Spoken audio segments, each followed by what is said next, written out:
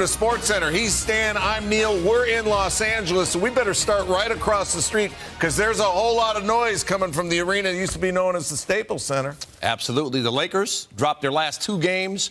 Remember, the last time they got really into a funk, they needed a heroic performance from LeBron James to pop out of it. They did it again. Lakers taking on the Wizards. They dropped their previous 2. James getting a big night started. Lakers up 4 early, second quarter, tied at 26. James for 3 and knocking that down. Lakers with a 3-point lead. Later in the quarter, going to find Austin Reeves for the layup. James 17 points, 5 assists in the first half. But the Wizards kept it close. Under 5 minutes left in the half. Wizards down 2. Kyle Kuzma throwing it up for Daniel Gafford. Wizards tied at 47. Later in the quarter, Kuzma used to be his home court, working the give and go with Kentavious Caldwell Pope. The Wizards up by 7 at the half, third quarter. LeBron James putting the cape back on. 3 in rhythm, put the Lakers up 1. Next Lakers possession. Down 1, James. Able to hang in the air and finish that with under 6 minutes to go in the third. Russell Westbrook with the steal. James, just get out of the way. Get out of the way. 19 points in the third, his highest scoring quarter this season. Helps put the Lakers ahead 89-82. Let's go to the fourth now. Lakers by 6. James. Outside Jay working. Defender in his face, doesn't matter. Lakers up by 8. Later, they're up 11. James, baseline, everything's falling. Under 3 minutes left. Lakers looking to put it away now, just too strong. Made the foul shot to give him 47. Under 2 minutes left, Lakers up 15. James, 3 will give him 50. There it is. 50 points for the second time in a week. Lakers win it 122-109. She's my biggest supporter, my biggest inspiration, and my biggest love. And, to have her be able to witness my career and all the sacrifices that she did for me growing up, for me to be at this point in my life, and her to be able to see it, I just try to always give back to her in any way, shape, form, and fashion. So, the fact that she was here tonight was a treat for me. James talking about his mom there. So after he scored 56 Saturday against the Warriors, he gets a 50-piece spicy at home on Friday. 6th player in NBA history to score 50 points in consecutive home games. He's 37 years old. Nobody else to do it. A list which includes Kobe Bryant, Michael Jordan, and Will. Have a extreme display of emotion in the fourth when I think you guys go up 13 and you were obviously rolling. How good did this feel for you and your team to have this type of effort tonight? I feel good because it was an all-around team effort.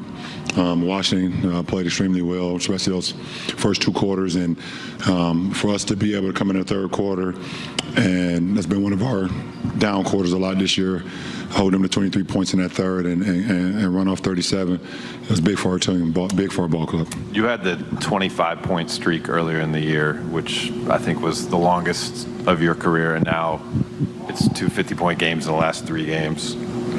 What's going right for you?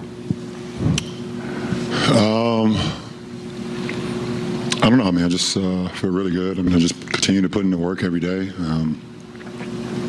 Even on off days, I'm always thinking about the game. Obviously, I'm watching the game. You guys see me tweet yesterday. I was watching the Nets Sixers game and so many other games. But just keeping the main thing, and that's the season. And every game and every opponent, not getting away from the game a little bit, but not fully. And just always trying to stay present. And when game day is here, I'm here 5 hours before the game and prepping on myself individually, prepping on what I need to do to help this team be victorious, prepping on everything that I can possibly do in my power to try to help this team be as great as we can be that night. So that's what's going into it. Hey, LeBron, I have 2 quick for you. You've always, especially during the pandemic season, kind of told us about how much you miss the energy in crowds and stuff like that. It hasn't always been great this year because of the losing at home. Between this and Saturday, it seems like you've really kind of soaked some of that in when it's been there like it was tonight. What have those moments been like for you? Oh, it's been great. I mean, listen, the Laker faithful know when bad basketball is being played and they know when good basketball is being played. They have the right to have any response they want. I mean, at the end of the day, they've seen so many great teams, so many great individuals, so many great individual performances, so many great things in this building and over the course of this franchise history. So for me, being a part of this franchise is, I feel like I just try to give them an opportunity to have memorable nights as well. I try to, give them something to cheer for, give them something to feel good about on a nightly basis. And I know, it hasn't been as great as they would like it for it to be this year, but you take the small wins when they come for sure. I'm sure you won't tell us exactly what happened, but can you tell us can you share some of the interactions with Kuz tonight? And the one that stands out to me was you hit that turnaround, that really high arcing turnaround. He just kind of laughed. Any of those moments tonight were special seeing him? Absolutely, every moment. We matched up a lot tonight.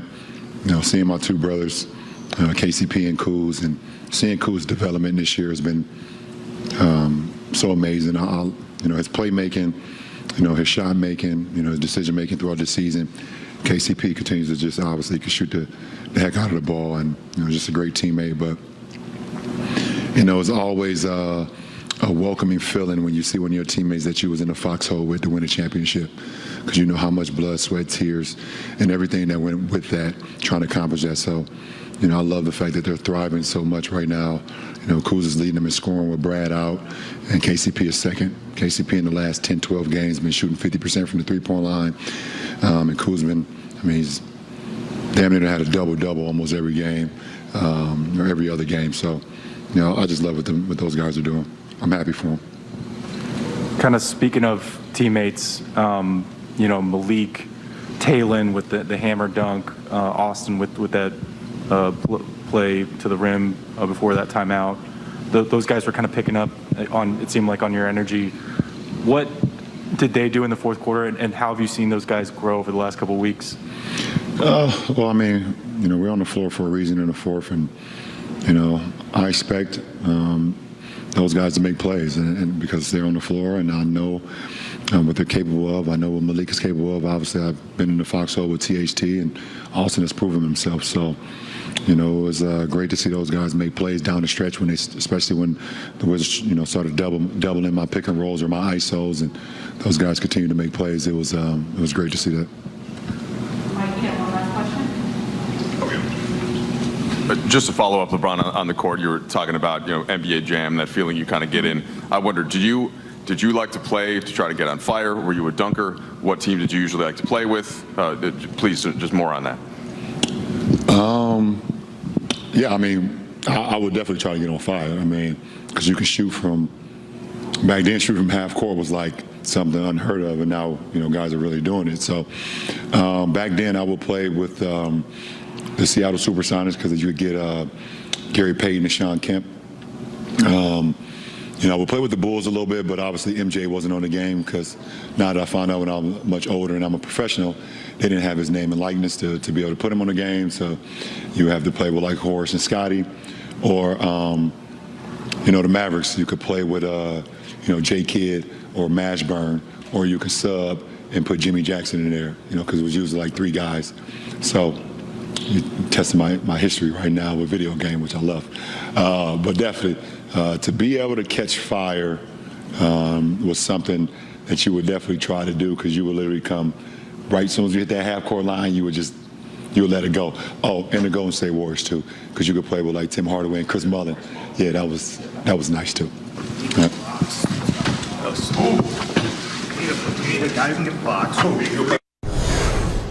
Was there to see it glorious. So that's kind of cool, but a huge performance, Fish. I know you haven't had a chance to jump in there yet.